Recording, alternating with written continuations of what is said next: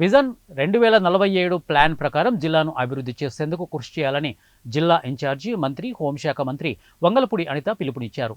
జిల్లాలో అందుబాటులో ఉన్న సహజ వనరులు పూర్తి స్థాయిలో సమగ్రంగా వినియోగించుకొని జిల్లా ప్రజల తలసరి ఆదాయాన్ని పెంచాలని సూచించారు.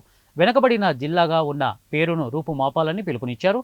ఇక జిల్లా ఇన్ఛార్జి మంత్రి అనిత అధ్యక్షతన డిఆర్సీ సమావేశం కలెక్టరేట్లో ఈ సమావేశం సోమవారం జరిగింది. ఇక రాష్ట్ర ఎంఎస్ఎంఈ సెర్చ్ ఎన్ఆర్ఐ వ్యవహారాల శాఖ మంత్రి కొండపల్లి శ్రీనివాస్ పలువురు ప్రజాప్రతినిధులు ఈ సమావేశానికి హాజరయ్యారు.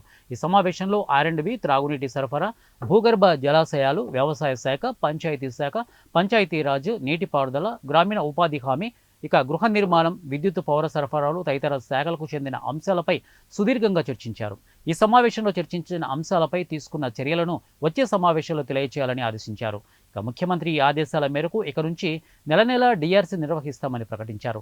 అనంతరం ఇన్ఛార్జి మంత్రి అనిత మీడియాతో మాట్లాడుతూ, తప్పు చేస్తున్నాము అనుకుంటే ఒక భయం రావాలని, ఏదో ట్రాన్స్ఫర్ అయిపోయాము అని అక్కడ కాకపోతే ఇంకో దగ్గర అదే సిచ్యువేషన్లో వెళ్ళకూడదని లాస్ట్ సెషన్ అయర్స్లో మీనా కుమారి ఆవిడ చేసిన అవినీతి, ఇక మిల్లర్స్ దగ్గర చేసినవి విత్ ప్రూఫ్స్తో ఉన్నాయని, ఇక సివిల్ ఎంప్లాయీస్ డిఎంగా పనిచేసే ఇటీవల బదిలీపై వెళ్లిన మీనా కుమారిపై విజిలెన్స్ విచారణకు ఆదేశిస్తున్నట్లు మంత్రి అనిత ప్రకటించారు.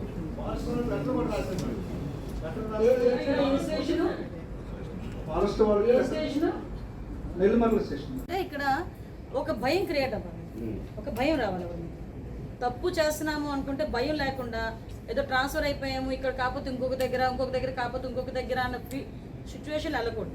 ఎందుకంటే లాస్ట్ 7 yearsలో ఆ అమ్మాయి, ఆవిడ మీనా కుమారి ఐ థింక్ సో, ఆవిడ చేసిన అవినీతి, లేకపోతే ఈ మిల్లర్స్ దగ్గర ఆవిడ చేసిన ఇవన్నీ కూడా మా దగ్గర విత్ ప్రూఫ్స్తో ఉంది. ఆఫ్ కోర్స్ ఆవిడ మొన్న డిప్యూటేషన్ అయిపోయిన తర్వాత ఆవిడ వెళ్ళిపోయింది. ఆవిడ ఎవరు ట్రాన్స్ఫర్ చేయలేదు, ఏమీ చేయలేదు. ఓకే, నాకు విషయం తెలిసిన తర్వాత దీని మీద నేను కలెక్టర్ గారికి కూడా ఇందాక డిఆర్సీలోని సాక్షిగా విజిలెన్స్ ఎంక్వైరీ వేయండి అని చెప్పాను. సో విజిలెన్స్ ఎంక్వైరీ వేస్తాను.